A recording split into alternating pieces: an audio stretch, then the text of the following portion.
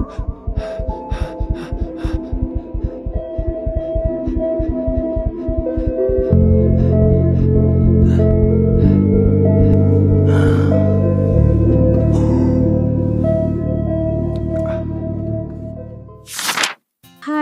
pernah nggak sih kalian merasa gugup saat harus berbicara di depan orang banyak atau saat bertemu dengan orang baru, kayak pengen cepat ngilang kayak gitu? Tenang, kamu nggak sendirian.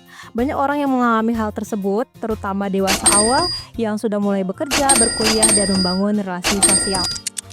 Tapi kalau perasaan itu terus muncul dan membuat kamu menarik diri dari dunia sosial, maka itu bukan sekedar malu yang biasa, tetapi itu termasuk ke dalam kecemasan sosial. Hai, saya Lucida Parida, mahasiswa psikologi dari Universitas Esa Unggul Bekasi.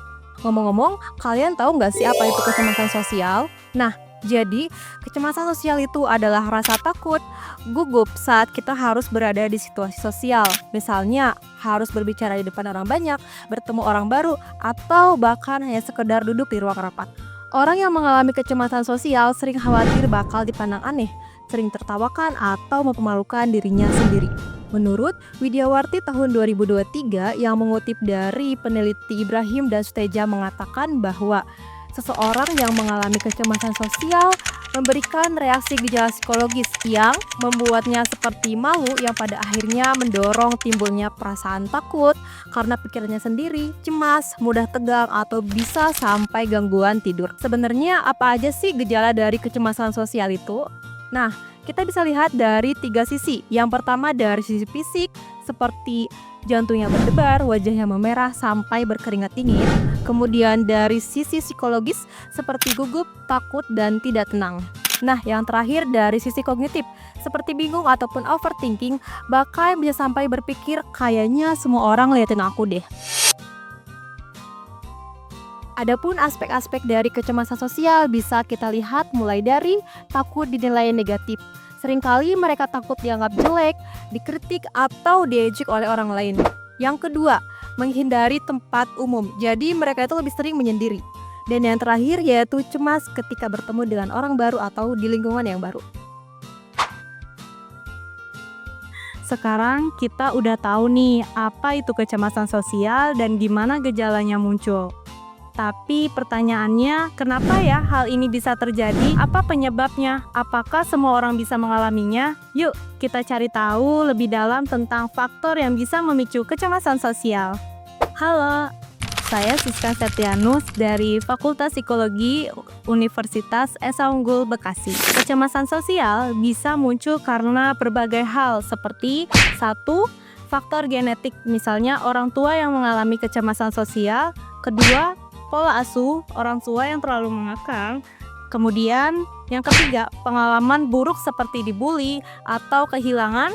Yang terakhir, tekanan sosial atau budaya yang menuntut kita untuk selalu tampil sempurna.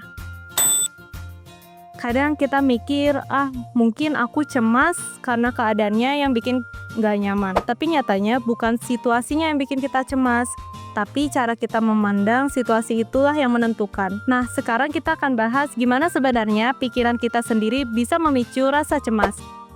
Menurut teori kognitif, bahwa perasaan dan perilaku seseorang tidak muncul begitu saja karena situasi, tapi juga sangat dipengaruhi oleh cara orang tersebut memaknai situasi itu dalam pikirannya. Jadi yang bikin kita cemas itu bukan situasinya, tapi cara kita mikir tentang situasi itu. Salah satu tokoh bernama Aaron Beck mengembangkan suatu model yang disebut model ABC dalam teori kognitif yang menjelaskan bahwa emosi dan perilaku kita bukan langsung disebabkan oleh suatu peristiwa, melainkan dari pikiran kita terhadap situasi tersebut. Model ABC ini terdiri dari 3 komponen utama. Yang pertama, activating event. Contohnya, kamu disuruh presentasi.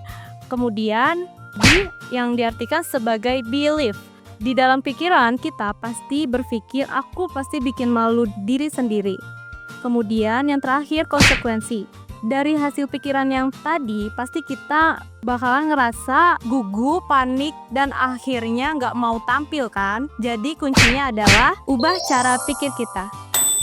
Nah, setelah kita tahu apa itu kecemasan, penyebabnya, serta gejalanya, pasti kamu bertanya, Terus kita harus gimana?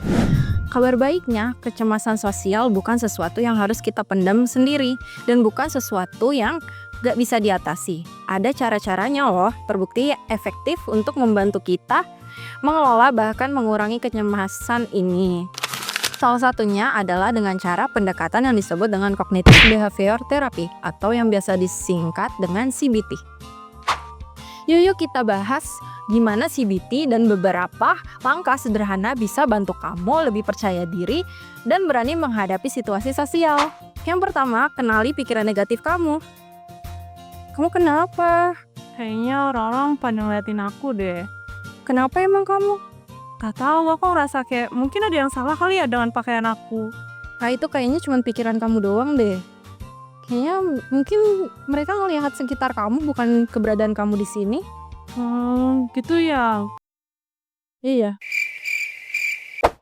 Nah, ketika kamu merasakan cemas terhadap apa yang kamu rasakan, kenalilah bahwa itu merupakan pikiran negatif kamu. Karena apa yang kamu pikirkan dan rasakan belum tentu sesuai dengan kejadian yang sebenarnya terjadi. Yang kedua, ubah pola pikir kamu menjadi lebih positif. Kamu kenapa? Kali ini aku cemas banget deh karena aku bakalan presentasi. Bukannya kamu udah latihan ya? Tetap aja aku merasa cemas. Enggak kok, aku yakin kamu bisa. Kamu harus meyakinin diri kamu kalau kamu bisa. Ya udah deh, bismillah, aku pasti bisa. Nah, jadi ketika kamu memiliki rasa takut akan kegagalan, kamu boleh loh melawannya dengan cara berpikir lebih positif. Sini, aku bilangin, kamu pasti bisa kok. Yang ketiga, latihan relaksasi.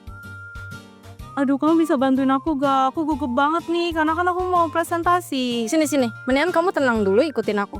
Tarik napas dalam-dalam, lalu kamu hembuskan secara perlahan. Nah, kamu lakukan sampai 3 kali. Gimana? Udah lebih tenang sih. Oke. Nah, kalau kamu merasa panik dan cemas yang tiba-tiba, kamu bisa loh nerapin cara tersebut. Yang keempat, hadapi situasi bertahap.